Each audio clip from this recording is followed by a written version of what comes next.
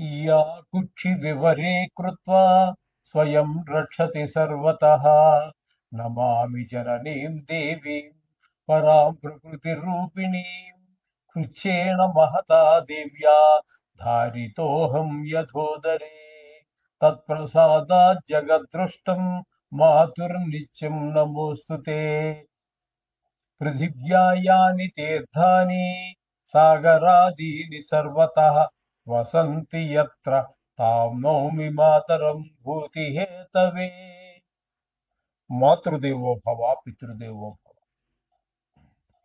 ఇప్పుడు మనము మే నెల 2026 సంవత్సరంలో గోచార ఫలితాలు ఏ విధంగా ఉంటాయో ద్వాదశ రాశుల వారికి తెలుసుకునే ప్రయత్నం చేద్దాము. ఇందులో ముఖ్యంగా మే నెలలో వచ్చేటటువంటి విశేషమైన దినాలు, వాటిని పర్వదినాలు అనుకోండి, లేదా విశేషమైన దినాలు అనుకోవచ్చు. అంటే పర్వదినాలు అంటే కేవలం దేవుడికి సంబంధించినటువంటివి. విశేషమైన దినాలు అన్నట్టయితే అది వేరే సంబంధంగా ఉంటుంది. ఏదో సబ్జెక్ట్లో అంటే దేవుడికి సంబంధం లేనటువంటి విషయాల్లో దాన్ని మనం విశేషమైన దినాలుగా మనం పరిగణిస్తూ ఉంటాము. ఇక్కడ మే నెలలో వచ్చేటటువంటి విశేష దినాలు, పర్వదినాల గురించి ముందుగా తెలుసుకుందాం. ఈ 1వ తారీఖు, మే 1వ తారీఖున దీన్ని మే డే అంటారు. మే నెలలో వచ్చేటటువంటి మొదటి రోజుని మే డే అంటారు. ఇది ప్రపంచవ్యాప్తంగా జరిగేటటువంటి ఒక పండగ. ప్రపంచవ్యాప్తంగా మొత్తము అన్ని గవర్నమెంట్ల్లోనూ కూడా, అన్ని ప్రభుత్వాలు కూడా ఆ రోజున సెలవును ప్రకటిస్తాయి. కారణం ఏంటంటే అది కార్మికులు దినోత్సవము. కార్మికులంతా ప్రపంచంలో ఉండేటటువంటి కార్మికుల ద్వారానే నడిచేది. నాయకత్వాల వల్ల నడిచేది చాలా తక్కువ. కార్మికులతోటే ఈ ప్రపంచం నడుస్తోంది. నేను లక్షాధికారిని, నాకు 4 కార్లు ఉన్నాయంటే నీ వల్ల ఏమీ కాదు. నువ్వు పెట్టుబడి పెట్టడానికి, అనుకుండా నడిపించడానికి, పని నడవాలి అంటే కార్మికుడే. అటువంటి కార్మికులకు సంబంధించినటువంటి దినము మేడే. వాళ్ళకి పండగ చేయవలసిందే ఖచ్చితంగా, అసలు వాళ్ళకే చేయాలి.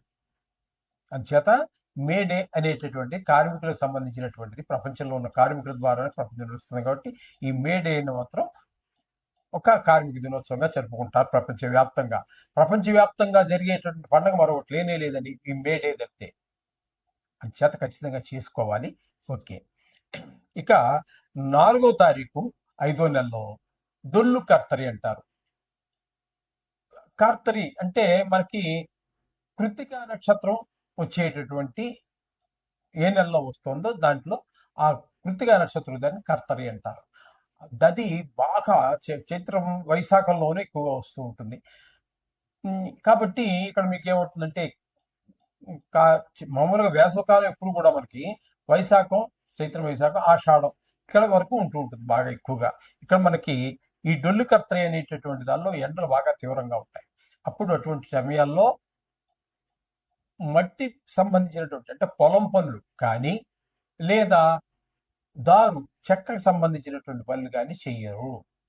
ఇది ఒక నిషిద్ధం ఉంది ప్రపంచవ్యాప్తంగానే. అంటే మనం ముఖ్యంగా మన హిందూ దేశంలో, దేశవ్యాప్తంగా ఈ కర్తరిలో అంటే ఇప్పుడు మనకి భారతదేశంలో మనకి కర్తరి వేసవకాలం, కొన్ని దేశాల్లో ఇది చలికాలం కూడా అవ్వచ్చు. అంచేత అందరికీ లేదండి. మన భారతదేశంలో జరిగేటటువంటి విషయాల్లో దీన్ని డొల్లు కర్తరి అంటారు. మట్టి పనులు, చెక్క పనులు చేయరు. దాని తర్వాత అదే కర్తరి ఉండంగానే దాన్ని మనం నిజ కర్తరి అంటే మరింత తీవ్రత అవుతాయి. ఎండలు తీవ్రం బాగా ఎక్కువ అవుతాయి అనమాట. 11వ తారీఖు నుంచి ప్రారంభమవుతుంది, అక్కడ వరకు అలా. 12వ తారీఖు మహానుభావుడు ఆంజనేయ స్వామి వారి యొక్క జయంతి. దీని గురించి కాంట్రవర్సీలు ఉన్నాయనుకోండి. మా తిరుపతిలో పుట్టాడని ఒకడంటే, మా ఏజ్లో పుట్టాడని ఒకడంటే, మరొక దగ్గర అంటే కిష్కిందలో పుట్టాడని మరొకడంటే, అనేక రకాలు ప్రతి విషయంలోనూ కూడా గతించి బాటును. ఇప్పుడు ప్రస్తుతం నడుస్తున్న దాని మీద మనకి కాంట్రవర్సీ ఉండదండి. గొడవలు ఏముంటాయి, అందరికీ కళ్ళ ముందు కనబడుతూ ఉంటుంది. జరిగిపోయిన దాని మీద నలుగురు 4 అభిప్రాయాలు. అక్కడికి వాడు వెళ్ళి చూసింది లేదు, వీడు వెళ్ళి చూసింది లేదు, నేను చూసింది, ఎవరు చూసింది లేదు. కాబట్టి నలుగురు దగ్గర 4 అభిప్రాయ భేదాలు వస్తూ ఉంటాయి. అంత మాత్రం చేత మనం దేవుని తక్కువ చేయవలసిన పని లేదు. ఒకవేళ ఆ ప్రాంతంలో వాళ్ళు దాన్ని నవ్వితే ఆ ప్రాంతంలో ఆ రోజున వాళ్ళు చేసుకోండి ఆ పండుగను. ఈ ప్రాంతం వాళ్ళు ఈ రోజు చేసుకుంటారు. ఈ విధంగా ఉంటుంది. ఇకపోతే 14వ తారీఖున ఇంచుమించుగా 14-15 తారీఖుల్లోనే ఇప్పుడు కూడా రవి సంక్రమణం జరుగుతూ ఉంటుంది. ఒక రాశి నుంచి మరొక రాశిలోకి జరుగుతూ ఉంటుంది. ఈ విధంగా 14వ తారీఖున మనకి వృషభ రాశిలో ప్రవేశిస్తూ ఉన్నారు సూర్య భగవానుడు. ఇక ప్రతి నెలలోనూ కూడా వచ్చేటటువంటి మాస శివరాత్రి, ఆ మాస శివరాత్రి 18వ తారీఖు చాలా పరమ పుణ్యమైనటువంటి పవిత్రమైనటువంటిది. ఆ రోజున కనుక అభిషేకం చేసుకున్నట్టయితే ఈశ్వరుడికి చాలా విశేషమైన ఫలితం లభిస్తుందని పెద్దలు చెప్పారు. అలాగే 25వ తారీఖు కృత్తికా నక్షత్రం వెళ్ళిపోయిన తర్వాత వచ్చేటటువంటి నక్షత్రం రోహిణి నక్షత్రం. ఈ రోహిణి నక్షత్రం కృత్తిక కంటే కూడా భయంకరమైనటువంటి ఎండలు ఉంటాయి. రోహిణి కాతులో రోడ్లు, అంటే రోలు అంటే తెలుసు కదంటే రాతితో చేస్తారు, అటువంటి రాళ్ళతో చేసినటువంటి రోడ్లు కూడా పగిలిపోతాయి అని అంటే అంత తీవ్రంగా ఉంటుందని చెప్పడం కోసం రోహిణి కాతులో రోడ్లు కూడా పగిలిపోతాయని ఒక పెద్ద ఒక సామెతగా ఉంది. రోడ్లే పగిలిపోతే మనం ఉంటామండి, జత భరించడం చాలా కష్టము అనే ఉద్దేశంలో ఆ మాట అన్నారు. అది ఇకపోతే 17వ తారీఖు నుంచి ఈ నెలలో వచ్చే విశేషం ఏంటంటే, ఈ మే నెలలో అధిక జ్యేష్ఠ మాసం వస్తుంది. 4 సంవత్సరాలకు ఒకసారి మనకి తెలుగు అదే మొత్తం భారతదేశంలో అధిక మాసం ఒకటి వస్తూ ఉంటుంది. వచ్చేటటువంటి కొద్దిపాటి చిన్ని బిట్లన్నీ మిగిలిపోయినవన్నింటినీ కలిపి వీటిని లెక్క సరిచేయడం కోసం అని చెప్పేసి 4 సంవత్సరాలకు ఒకసారి మనకి అధిక మాసంలో ఒకటి వస్తూ ఉంటుంది. అధిక మాసంతో లెక్కంతా కరెక్ట్గా సరిపోవాలి. ఇంకా ఏ ఇంగ్లీష్ క్యాలెండర్ కాదు, మరి ఏ క్యాలెండర్ తీసుకోండి ప్రపంచంలో, ఇలాంటిగా విశేషంగా ఒక అధిక మాసం వచ్చి మొత్తం 365 రోజుల్ని సరిపెట్టేటటువంటి పద్ధతి వేరే ఏ మతంలో కానీ ఏ మతం యొక్క పంచాంగాల్లో కానీ లేదు. ఇది హిందువుల యొక్క గొప్పతనం, ఇది మన హిందూ క్యాలెండర్ యొక్క గొప్పతనం. కాబట్టి అధిక మాసంలో వచ్చేటటువంటి విశేషం ఏంటంటే లెక్క సరిపోతుంది, కానీ అప్పుడు కొంత గ్రహాల యొక్క శక్తి తగ్గిన కారణంగా శుభ కార్యాలు ఏవి నిర్వర్తించరు. అంటే గృహ ప్రవేశాలు కానీ, గృహ శంకుస్థాపనలు కానీ, గుడి ప్రతిష్ట కానీ, పెళ్లిళ్ళు కానీ, వివాహాదులు కానీ ఇట్లాంటివి ఏవి జరగవు. అది గమనించుకోండి. ఇవి ఈ నెలలో వచ్చేటటువంటి విశేషమైనటువంటి పర్వదినాలు అనండి, లేదా విశేషమైన దినాలు. ఓకే, సో రాశి వారికి మే నెల 2026 సంవత్సరంలో గోచార ఫలితాలు ఏ విధంగా ఉంటాయో సశాస్త్రీయంగా తెలుసుకునే ప్రయత్నం చేద్దాము. మకర రాశి వారికి ద్వితీయ స్థానంలో రాహుగ్రహ సంచారము, ఇది అస్సలు యోగ్యమైనటువంటి ఫలితాలను ఇవ్వజాలదు. దానివలన ధనానికి ఇబ్బంది పడే పరిస్థితి ఉంటుంది. 4 రోజులు ఇబ్బంది పెడతాడు రాహువు. అలాగే మనకి మాటలో కఠినత్వం ఉంటుంది. అలాగే కుటుంబంలో కూడా ఏమాత్రం ఆహ్లాదకరమైనటువంటి పరిస్థితులు ఉండవు.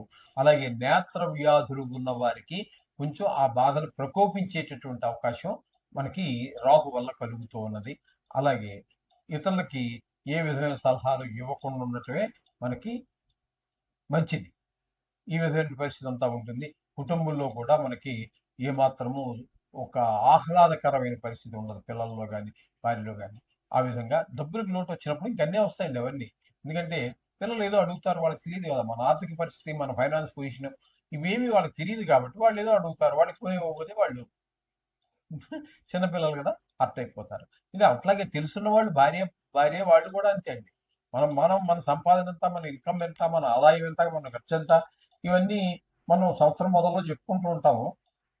ఉగాది రోజున ఆ రోజు వింటారు, అవి అక్కడే వదిలేసి వెళ్ళిపోతారు. తర్వాత వాళ్ళ పరిస్థితి మామూలే, వాళ్ళ ఆలోచనలో కూడా ఏ తేడాలు ఉండవు. ఆ పక్క వాళ్ళతో మొత్తం మన బతుకంతా ఎక్కడ ఆధారపడుతుందంటే ఈ ఆడవాళ్ళతోటి పక్క వాళ్ళతోటి లింక్ పెట్టుకుంటారు. వాళ్ళ ఆదాయ వనరులు వేరుగా ఉంటాయి, మన ఆదాయ వనరులు వేరుగా ఉంటాయి. వాళ్ళ ఖర్చు వేరుగా ఉండొచ్చు, వాళ్ళ ఖర్చులు తక్కువ ఉండొచ్చు. వాళ్ళకి ఎందుకంటే ఒకడే పిల్లవాడు, మనకి 10 మంది పిల్లలు. ఇవన్నీ ఒకదానికోటి ఎవరికెవరికి సంబంధం ఉన్నది, ఎవరి బతుకు వాళ్ళది. వీళ్ళు వరకు ఆలోచించకుండా పక్క వాళ్ళతో కంపేర్ చేసుకుంటూ ఉంటారు, సరిపోల్చుకుంటూ ఉంటారు. అక్కడ వస్తుంది మొత్తం లేనిపోని చికాకు అంతా కూడా. అంచేత డబ్బులు ఎప్పుడైతే ఆదాయం తగ్గిందో, ద్వితీయ స్థానంలో రాకు ఉండటం వల్ల ధనాదాయం తగ్గుతుంది. కాబట్టి మాటలో కఠినత్వం పెరుగుతుంటుంది. ఇప్పుడు ఏదో 4 సార్లు విసిగిస్తుంటే ఇంకేం పని లేదా నీకు అంటాడు మగవాడు, భార్య పిల్లోడు సరే అన్నప్పుడు వాడు మొహం కొంచెం హర్ట్ అవుతారు, మొహాలు మార్చుకుంటారు. ఈ విధంగా ఇంట్లో ఆహ్లాదకరమైన పరిస్థితి ఉండదండి. ఆ ధనానికి లోటు ఎప్పుడైతే వచ్చిందో కామన్, అది అందరి ప్రపంచం అందరి ఇళ్లలో ఉండేది ఇది. ఇకపోతే తృతీయ స్థానంలో శని భగవాన్ యొక్క సంచారం నెలంతా ఉంది. ఇది తృతీయ స్థానంలో శని భగవాన్ యొక్క సంచారం మాత్రం చాలా శుభ పరిణామాలను కలగజేస్తూ ఉంటుంది. ఎందుకంటే శని భగవాన్ తృతీయంలో ఉన్నప్పుడు ఇంట్లో వారి యొక్క, బయట వారి యొక్క కొన్ని సందర్భాలలో ముక్కు మొహం తెలియని వాళ్ళు కూడా మనకు సహాయపడేటువంటి అవకాశం ఉంటుంది నెల అంతా కూడా. అలాగే అదే తృతీయ స్థానం అయినటువంటి మీనంలో కుజుడు కూడా 11 రోజులు సంచారం చేస్తున్నారు. సేమ్ శని భగవానుడు ఎట్లా అయితే మనకి అన్ని విధాల సహాయ సహకారాలు అందిస్తున్నారో, కుజుడు కూడా అవే సహాయ సహకారాలు మనకి అందిస్తూ ఉన్నారు. చేత తెలిసిన వాళ్ళు కావచ్చు, తెలియని వాళ్ళు కావచ్చు, అలా మనస వాచ కర్మణ ఏ సహాయం కావాలంటే ఆ సహాయాన్ని అందిస్తూ ఉంటారు. తృతీయంలో ఉన్నటువంటి శని కుజులు ఇద్దరు కూడా. అయితే కుజుడు 11 రోజులే. ఇక్కడి నుంచి కుజుడు ఏం చేశాడు, 11 రోజులు అయిపోయిన తర్వాత చతుర్థంలోనికి వెళ్తారు. అక్కడికి వెళ్ళాక కొన్ని ఇబ్బందులు కలగజేస్తాడు.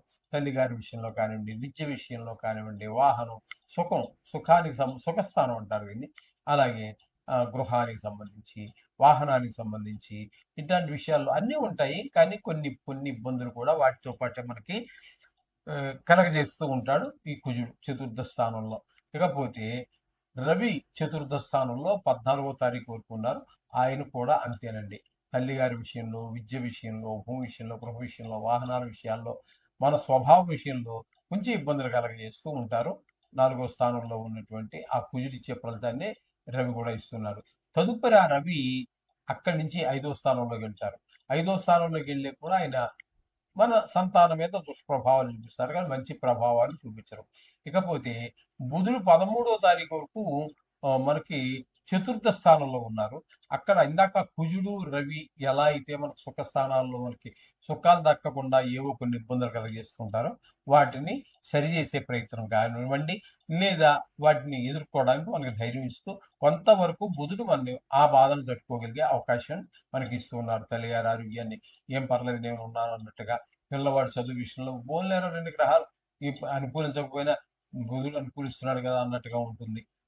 కొంచెం విద్య విషయంలో ఆయన సహకరిస్తాడు. అలాగే భూమి గృహాలన్నిటి విషయాల్లో కొంతవరకు మనకి బుధుడు అనుకూలమైన ఫలితాలు ఇస్తూ ఉన్నాడు.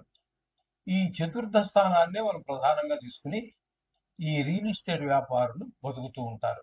వాళ్ళ వాళ్ళ యొక్క జీవితాన్ని ఇది సూచిస్తూ ఉంటుంది. ఇక్కడ చెప్పాలి అన్నట్టయితే వీరికి కుజుడు రవి ప్రతికూలమైన ఫలితాలు ఇస్తూ ఉన్నారు చతుర్థ స్థానంలో ఉండి. బుధుడు మాత్రం కొంచెం అనుకూలంగా ఉన్నాడు. కాబట్టి శుభాశుభ ఫలితాలను మాత్రమే ఆశించవచ్చు ఈ రియల్ ఎస్టేట్ వ్యాపారం చేసేవారు, వాహనాల వ్యాపారం చేసేవారు. అలాగే రవి ఈ 14 రోజుల తర్వాత 5వ దానిలోకి వెళ్తున్నారు కదా, పిల్లల యొక్క ఆరోగ్య విషయంలో, సంతానం విద్య విషయంలో ఇబ్బంది పెడుతున్నారు. ఇకపోతే అక్కడే ఈ బుధుడు కూడా చతుర్థం నుంచి పంచమంలోకి వెళ్తాడు. అక్కడ ఆయన కూడా ఈ సంతానం విషయంలో, విద్య విషయంలో ఇబ్బంది పెడుతూ ఉంటాడు. ఇకపోతే శుక్రుడు 5వ స్థానంలో ఒక 14వ తారీఖు వరకు ఉంటున్నారు. ఆ 14వ తారీఖు వరకు 5వ స్థానంలో మంచి ఫలితాలు ఇస్తున్నారు. 15వ తారీఖు నుంచి 6వ స్థానంలో అంటే మిథునంలో ప్రవేశిస్తున్నారు. శుక్రుడు ఎప్పుడు కూడా 6వ స్థానంలో శుభ ఫలితములను ఇవ్వజాలరు. కాబట్టి అక్కడ కొంచెం ఆరోగ్య విషయంలో చిన్నపాటి ఇబ్బందులు, అలాగే అప్పుల వాళ్ళతో చిన్న ఇబ్బందులు, అలాగే మనకి ఏదైనా అప్పు ఇంకో దగ్గర చేద్దాం పోని ఈ బాధ పడలేకపోతున్నాం, వీడు అప్పు తీర్చేద్దామంటే మనకు తెలుసున్న వాళ్ళ దగ్గర, మరి పక్కింటి వాళ్ళ దగ్గర, తెలుసున్న వాళ్ళ దగ్గర చేద్దామంటే అయ్యో ఇప్పుడే అయిపోయినాయండి, మీకు వచ్చే నెలలో ఇస్తానండి అంటాడు. వచ్చే నెలకి గ్రహాలు ఇక్కడి నుంచి మారుతాయి, మన పరిస్థితి మళ్ళీ చాలా అనుకూలంగా ఉండొచ్చు, మనమే వాడికి తిరిగి అప్పు ఇచ్చే పరిస్థితి కూడా రావచ్చు, ఎలా ఉంటుందో తెలియదు. ప్రస్తుతం అయితే మాత్రం మనకి పని అవ్వదండి. ఈ విధమైనటువంటి 6వ స్థానంలో ఉన్నటువంటి శుక్రుడు వల్ల ఈ విధమైన పరిణామాలన్నీ ఉంటాయి. అలాగే అష్టమ స్థానంలో కేతువు ఆయుస్థానం కాబట్టి మన బంధువులు కావచ్చు, చుట్టాలు కావచ్చు, ఆత్మీయులు కావచ్చు, అనేక సందర్భాల్లో మనని అనేక ఇబ్బందుల నుంచి గట్టెక్కించిన వాడు కావచ్చు, వాళ్ళకి ఆరోగ్యం బాగలేదనో, లేకపోతే వారు చనిపోయారనో, ఏదో మొత్తం మీద ఒక దుష్టవార్త వినవలసినటువంటి పరిస్థితి ఉంటుంది. పెద్ద దుఃఖమే కలుగుతుంది. వాళ్ళు లేకపోతే వాడే నాకు ₹1,00,000 కావాలి అర్జెంట్ అని ఉండవచ్చు. అన్నప్పుడు ఆ ₹1,00,000 ఇవ్వలేని పరిస్థితిలో ఉండవచ్చు మనం. అలాగా హఠాత్తుగా ధన నష్టం జరిగే అవకాశం ఉంటుంది. కలహాలు వచ్చే అవకాశం ఉంటుంది. పరాభవాలు, అవమానాలు కూడా వచ్చే అవకాశం ఈ కేతు అష్టమ స్థానంలో ఉండటం వల్ల కలుగుతుంది. ఈ విధమైన పరిణామాలన్నీ కూడా మనకి మకర రాశి వారికి చెప్పుకోవాల్సి ఉంటుంది. అయితే మొత్తంగా ఈ యొక్క ఆ మకర రాశి వారికి చెప్పాలి అన్నట్టయితే శని భగవానుడు పూర్తిగాను, కుజుడు పాక్షికంగా అంటే పాక్షికం కూడా కాదండి, 10 రోజులు 11 రోజుల పాటు ఆయన అనుకూలమైన పరిస్థితిలో ఉంటారు. అలాగే ఇక ఆ శుక్రుడిని తీసుకున్నట్టయితే శుక్రుడు కూడా పాక్షికమే. ఇంతకంటే చెప్పుకోదగినటువంటి ఆ, బుధుడు కూడా పాక్షికంగా, 2 గ్రహాలు పాక్షికంగా మనకి అనుకూలంగా ఉన్నాయి. ఒక్క గ్రహమే పూర్తి మనకి అనుకూలంగా ఉంది. మొత్తం మీద వీళ్ళకి శుభాశుభ ఫలితాలే గోచరిస్తూ ఉన్నాయి. కాబట్టి ఏ ఏ గ్రహాల అనుకూలత తక్కువగా ఉందో ఇక్కడ ముఖ్యంగా మనం చెప్పుకోవాలంటే రాహు ద్వితీయ స్థానంలో ఉండటము, కేతువు అష్టమ స్థానంలో ఉండటము, ఈ రెండిటికి రాహు కేతువుల గురించి ఇవి చాలా ఎక్కువ ఇబ్బంది పెట్టే పరిస్థితి ఉంది ఈ యొక్క మకర రాశి వారిని. కాబట్టి దుర్గా దేవి యొక్క పూజలు, గణపతికి సంబంధించి రోజు ఎలాగా మనం నవగ్రహాలకు సంబంధించిన శ్లోకాలు చదువుకుంటున్నాం కాబట్టి ఇక్కడ ఆ, రాహుకి దుర్గకి సంబంధించి, ఈ కేతుకి గణపతికి సంబంధించి మనం చేసుకోవడం ద్వారా ఉత్తమమైనటువంటి ఫలితాల్ని మనం పొందటానికి అవకాశం ఉంటుంది. అలాగే గురువు యొక్క బలం కూడా పూర్తిగా లేదండి, ఒక్కరోజు కూడా లేదు 6వ స్థానంలో ఉండటం ద్వారా.